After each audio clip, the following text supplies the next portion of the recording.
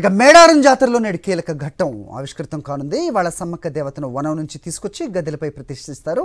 ప్రభుత్వం తరపున మంత్రి సీతక్క స్వాగతం పలకనున్నారు. సమ్మక్క తల్లికి గౌరవ సూచకంగా జిల్లా ఎస్పీ గాల్లోకి కాల్పులు జరిపి వనదేవతలను ఆహ్వానిస్తారు. మరోవైపు సారలమ్మ అర్ధరాత్రి గద్దెలపై కొలువు తీరారు. వనదేవతలను దర్శించుకునేందుకు మేడారానికి భక్తులు పోటెత్తారు. ఇదే అంశంపై మరిన్ని అప్డేట్స్ మా కరెస్పాండెంట్ మహేందర్ ఇస్తారు. మహేందర్, ఇవాళ కీలక ఘట్టంగా చెప్తున్నారు, ఎలా సాగుతోంది మేడారం అప్డేట్స్ చెప్పండి.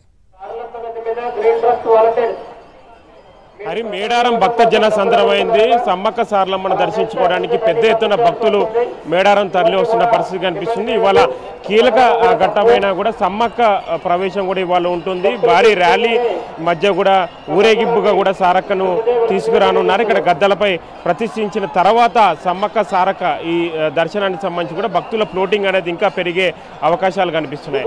చిలకలగుట్ట నుంచి కూడా సాయంత్రం కూడా సారక్కను కూడా తీసుకురానున్నారు.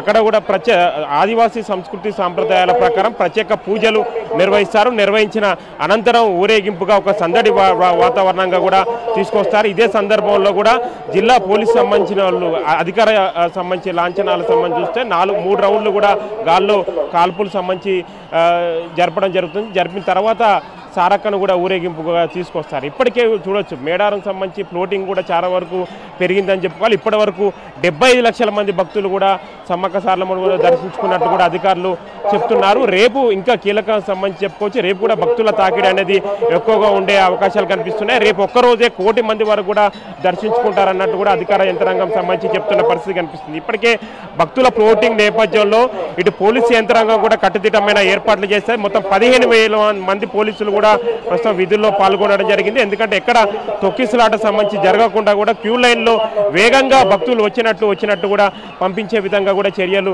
చేపడుతున్న పరిస్థితి కనిపిస్తుంది. మొత్తానికి మాత్రం సమ్మక్క సారక్క సంబంధించి జాతరలో మరో కీలక ఘట్టం ఇవాళ సారక్క సంబంధించి ప్రవేశ నేపథ్యంలో కూడా అధికారులు భారీ ఏర్పాట్లు సంబంధించి చెప్తున్నారు. రోప్ పార్టీలు ఏర్పాటు చేసి వచ్చే క్రమంలో ఎక్కడ తొక్కిసలాట జరగకుండా కూడా అధికార యంత్రాంగం అన్ని ఏర్పాట్లు చేస్తున్నారు. హరి, ఓకే మహేందర్.